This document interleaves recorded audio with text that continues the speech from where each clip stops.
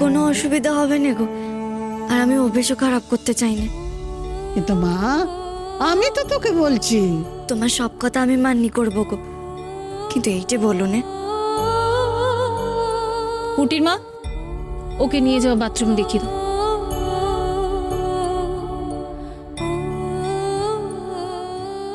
প্রতি পদে তোমায় এভাবেই বুঝিয়ে দেব, তুমি এই বাড়িতে ফরমাইশ খাটতেই এসেছো। বাড়ির ছেলেকে পাহারা দেবার ফরমাইশ। বাড়ির বউ হবে। মাস মাইনের লোক ছাড়া তুমি কিচ্ছু নও।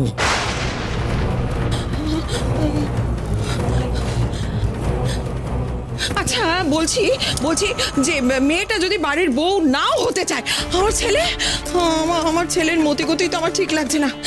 আচ্ছা ও যদি ওকে জোরজার করে যখন। মা তুমি একটু শান্ত হও, তুমি শান্ত হয়ে চুপ করে একটু বসো। এভাবে চিৎকার চেঁচামেচি করলে তোমার প্রেশার টেশার বেড়ে যাবে, একটা কাণ্ড ঘটাবে, তুমি জানো তো। আরে কাণ্ডর কি বাকি আছে, একটার পর একটা কাণ্ড তো ঘটেই চলেছে। আচ্ছা তুই বল, কখনো কোথাও দেখেছিস বাড়িতে ভাড়া করে আনা চৌকিদারের জন্য বাড়ির মালিকের ছেলে কাপড় কিনে নিয়ে আসে নিজের হাতে? বল। দিক না বড় বৌদি, শোনো না, দেখো মেয়েটা তো নিজের জায়গা জানে, বলো এখন কিঞ্জলের দয়া হয়েছে, নিয়েছে একটা কাপড় কিনে দেবে না। কিন্তু পিপি, ওই মেয়ে যে পরে নিজের মত বদলাবে না এমন তো নয়।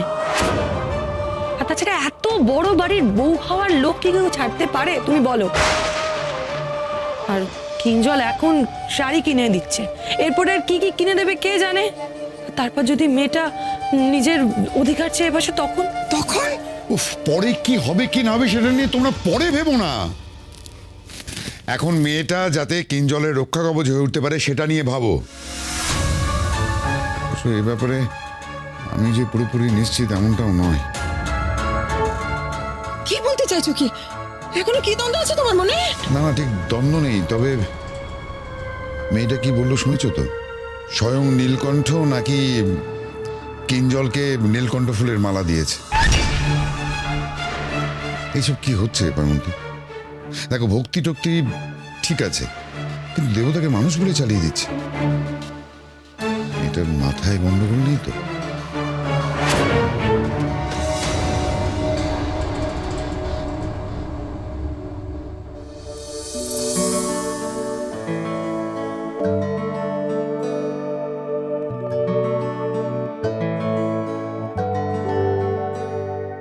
ঠাকমা, ও ঠাকমা, কইলে যে ঠাকুর ঘরে নিয়ে যাবে প্রণাম করতে, যাবে না?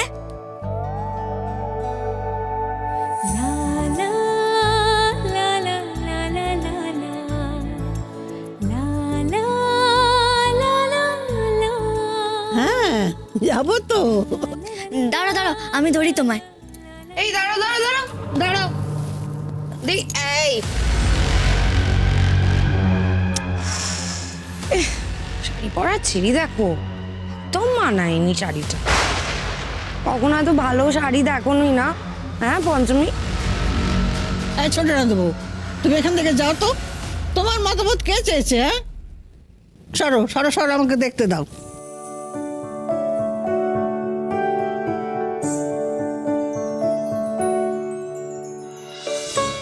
নতুন শাড়িতে তোকে কি ভালো লাগছে রে, খুব মিষ্টি লাগছে। আমার নাতির পছন্দ আছে বটে, তবে ব্লাউজটা খুব ঢিলে। সে আমি পরে সেলাই করে নেবো কোন, আগে আমি গ্রামে তো অনেক সেলাই করতাম, ছোট ছোট পেলেই হবে। সেসব পরে হবে, এখন এসো তো, নতুন বইয়ের পা দুখানে এই আলতা দিয়ে রাঙা করে দিই। এসো চলো। শুনুন না, আমাকে দেন, আমি করে নেবো, আপনি ছেড়ে দেন। চুপ, একটাও কথা না, চলো বসবে, চলো। আমার কথা কেন? আবার কোনো কথা নয়, চলো।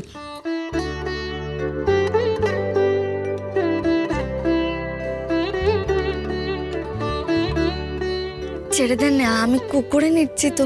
শ্বশুর বাড়ির লোকের হাতে আলতা পরতে হয় রে, তুই অস্থির হোস না। চুপটি করে বসে থাকো।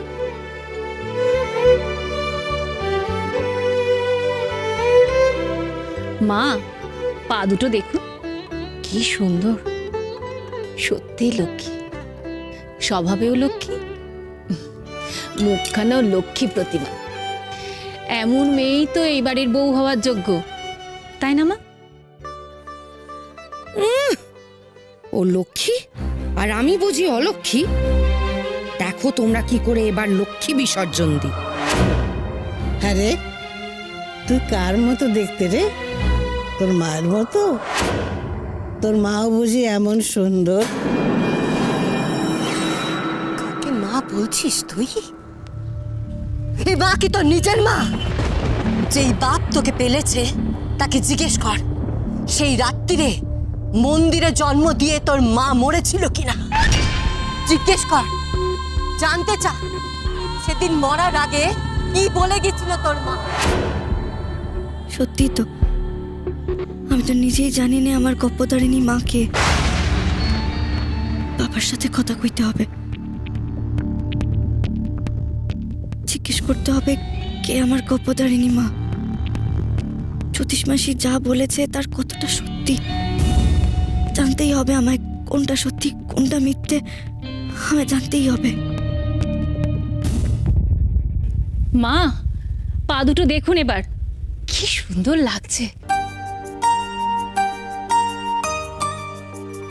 এই এতক্ষণে ওর বউয়ের সাজ সম্পূর্ণ হলো। চলো এবার এবার আমাদের ঠাকুর ঘরে যেতে হবে।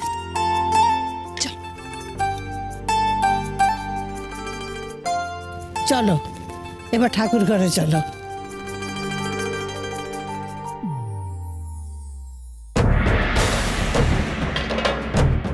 পিপি, এসব কি হচ্ছে? হ্যাঁ, আমার মনে হয় ঠাম্মিকে বড় পিপির বাড়ি পাঠানোর ব্যবস্থা করতে হবে। পারা যাচ্ছে না ঠাম্মিকে নিয়ে, নাহলে তো ঠাম্মি পঞ্চমীকে এবারের বউ বানিয়ে ছাড়বে। মা এবারে সত্যি খুব বাড়াবাড়ি করছে। এতদিন যা করেছে সামলে নিয়েছি, কিন্তু এবার মনে হচ্ছে সামলানোটা সত্যি খুব কঠিন হবে। হ্যাঁ রে, মা আবার ওই মেয়েটাকে ঠাকুর ঘরের দায়িত্ব না দিয়ে দেয়? না না না না, এসব বলো না। মাকে সবটা খুলে জানাতেই হবে, নইলে এভাবে সব যদি ছাড়তে থাকি কোনো কিছুই তো কন্ট্রোলে থাকবে না। মা, শুধু জেঠিমণি নয় গো, এই মেয়েকে জব্দ করতে গেলে আমাদের সবাইকে হাতে হাত মেলাতে হবে।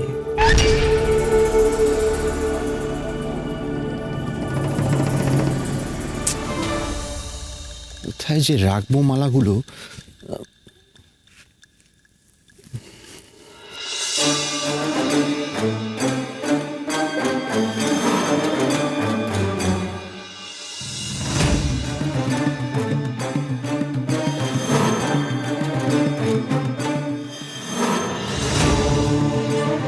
এ ফুল আপনি কোথায় পেলেন? একজন বয়স্ক বাবা বিক্রি করতে এসেছিলেন, তো দাম না নিয়ে চলে গেলেন।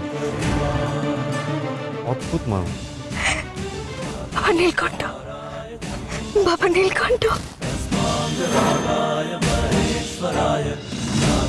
আচ্ছা, এই বয়স্ক লোকটাকে পঞ্চমী বাবা নীলকণ্ঠ ভাবছেন কেন? আমি তো মানুষ। যদিও রহস্যময়, একটু অদ্ভুত, কিন্তু পঞ্চমী ওনাকে বাবা নীলকণ্ঠ মনে হলো কেন?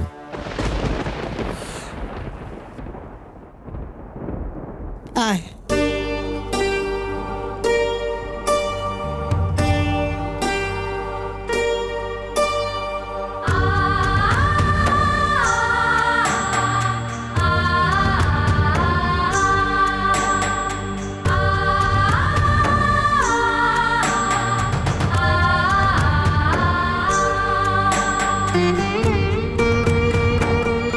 কি সুন্দর লক্ষ্মীমন্ত পায়ের ছাপ, যেন সাক্ষাৎ লক্ষ্মী ঠাকুরের প্রবেশ হয়েছে।